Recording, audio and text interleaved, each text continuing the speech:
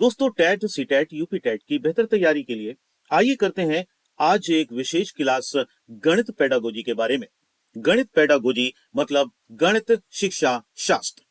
गणित को कैसे पढ़ाएंगे, कैसे सीखेंगे, कैसे सिखाएंगे। तो यहाँ पर सबसे पहले शिक्षण गणित का उद्देश्य क्या है। देखिए, उद्देश्य बच्चे की विचार प्रक्रिया का गणितीयकरण। बच्चे गणित का आनंद लेना सीखते हैं। गणित को बच्चों के जीवन के अनुभव का हिस्सा बनाना, बच्चों में तार्किक चिंतन विकसित करना। बच्चे गणित की मूल संरचना यानी अंकगणित, बीजगणित, ज्यामिति को भी समझे हैं और त्रिकोणमिति को भी।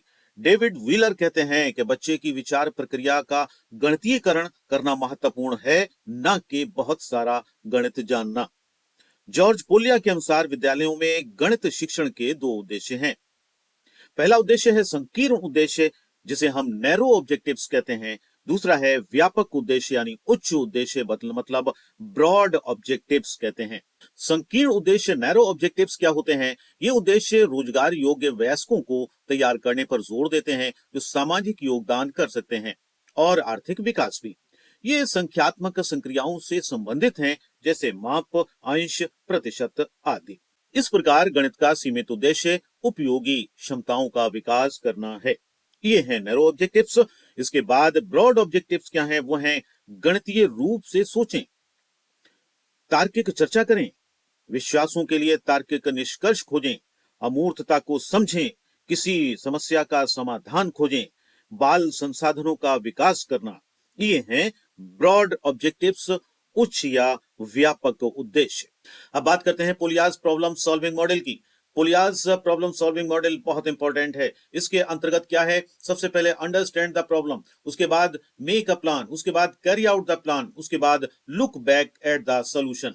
सबसे पहले मतलब अंडरस्टैंड द प्रॉब्लम, अपनी जो समस्या है उसको समझिए, उसके बाद उसका प्लान बनाइए, उसके बाद उसको कैरी करिए प्लान को, फिर देखिए अपने सॉल्यूशन के पीछे हमें कैसे सॉल्यूशन इसका समाधान करना है। इसके बाद बात करते हैं एनसीएफ 2005 के अनुसार सभी बच्चों में संख्यात्मकता सुनिश्चित करना प्रारंभिक शिक्षा के सार्वभौमिकरण का एक महत्वपूर्ण पहलू है। शिक्षा यूईई इस स्तर पर प्रगति मूर्त से अमूर्त की ओर होनी चाहिए। आकार, स्थानिक समझ, पैटर्न, मापन जैसे गैर संस्था क्षेत्रों को प्रोत्साहित करें और डेटा हैंडलिंग करें। गणितीय पहेलियां समस्या समाधान कौशल में मदद करती हैं। बच्चे गणित से डरने के बजाय उसका आनंद लेना सीखते हैं। बच्चे महत्वपूर्ण गणित सीखते हैं, गणित सूत्रों से कहीं बढ़कर है। बच्चे गणित को ऐसी चीज के रूप में देखते हैं जिसके बारे में बात की जा सकती है, जिससे संवाद किया जा सकता है। आपस में चर्चा करें, साथ मिलकर काम करें। बच्चे अर्थपूर्ण समस्याएं प्रस्तुत करते हैं और उनका समाधान करते हैं। बच्चे रिश्तों को देखने, संरचनाओं को देखने, तर्क करने के लिए अमूर्तन का उपयोग करते हैं। बच्चे गणित की मूल संरचना, अंकगणित, बीजगणित, ज्यामिति को सीखते हैं और त्रिकोणमिति, स्कूली गणित के मूल विषय क्षेत्र सभी एक पद्धति प्रदान करते हैं रुकावट संरचना और सामान्यीकरण के लिए। शिक्षक हर बच्चे को कक्षा में इस विश्वास के साथ शामिल करते हैं कि हर कोई गणित सीख सकता है। विजुअलाइजेशन और प्रतिनिधित्व ऐसे कौशल हैं जिन्हें विकसित करने में गणित मदद कर सकता है। सभी सीखना द्वंद्वात्मक संचार के बजाय खेल के माध्यम से होता है। संख्या अनुक्रम की भूमिका सीखने के बजाय बच्चों को शब्दों के खेल और गिनती के बीच के संबंध को छोटे छोटे समुच्चयों के संदर्भ में समझाएं। गणितीय खेल, पहेलियां और कहानियां सकारात्मकता विकसित करने में मदद करती हैं। रवैया और गणित और दैनिक सोच के बीच संबंध बनाने में छात्रों को बीजगणित संकेतन से परिचित कराया जाता है और इसका उपयोग समस्याओं को हल करने में किया जाता है। अंतरिक्ष और संस्कृतियों के व्यवस्थित अध्ययन और उनके समेकन के लिए सामान्यीकरण माप का ज्ञान। इस स्तर पर सीखने से छात्रों को स्थानिक तर्क को समृद्ध करने का अवसर भी मिलता है और दृश्य मंत्र भी। एनसीएफ 2005 नेशनल करिकुलम फ्रेमवर्क सीखने की रचनावादी दृष्टिकोण पर बल देता है, क्योंकि ये सक्रिय अधिगम पर केंद्रित है। आकर्षक गतिविधियों के माध्यम से शिक्षार्थी की भागीदारी होती है। इसके बाद कॉन्सेप्ट मैपिंग, संकल्पना मानचित्रण बहुत इंपॉर्टेंट है ये गणित के पेडागोजी के लिए। ये एक योजनाबद्ध रेखा चित्र है जो अवधारणाओं के बीच संबंध को दर्शाता है। ये एक श्रेणीबद्ध संरचना है, इसे शिक्षक या शिक्षार्थी द्वारा बनाया जा सकता है। ये पूर्व ज्ञान के साथ नई अवधारणा को जोड़ता है। ये एक तरीका है जो सीखने को सफल बनाता है। यहाँ पर सबसे पहले देखिए शेप। उसके बाद देखिए क्लासेस ऑफ शेप्स, फिर properties of shapes, relations among properties, deductive systems, analysis of deductive systems. पहला है एनालिसिस, दूसरा है इनफॉर्मल डिडक्शन, तीसरा है डिडक्शन और चौथा है राइगर। पहले यहाँ पर विजुअलाइजेशन, विजुअलाइजेशन में देखिए यहाँ पर शेप होती है, शेप से डायरेक्ट फिर डिडक्शन मेथड पे चला जाता है।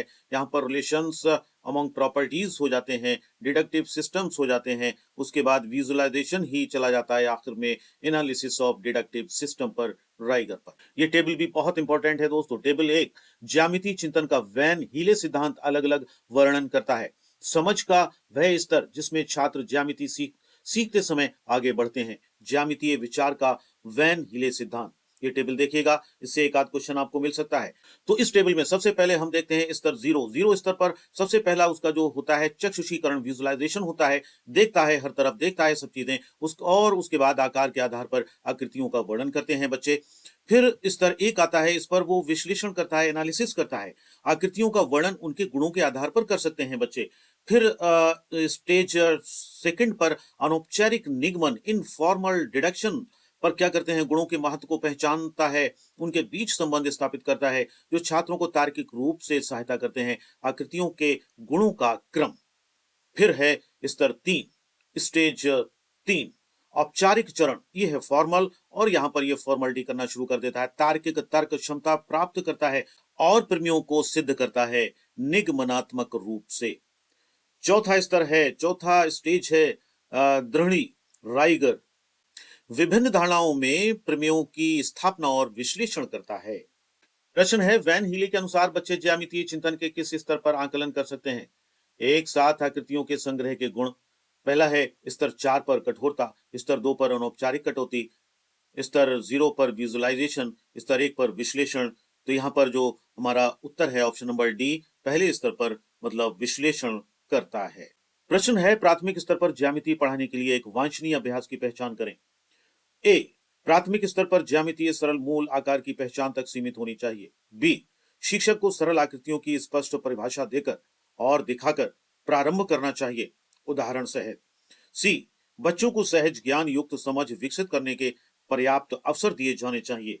डी, व्यापक का ज्यामितीय शब्दावली विकसित करना प्राथमिक स्तर पर एक उद्देश्य नहीं होना चाहिए स्तर।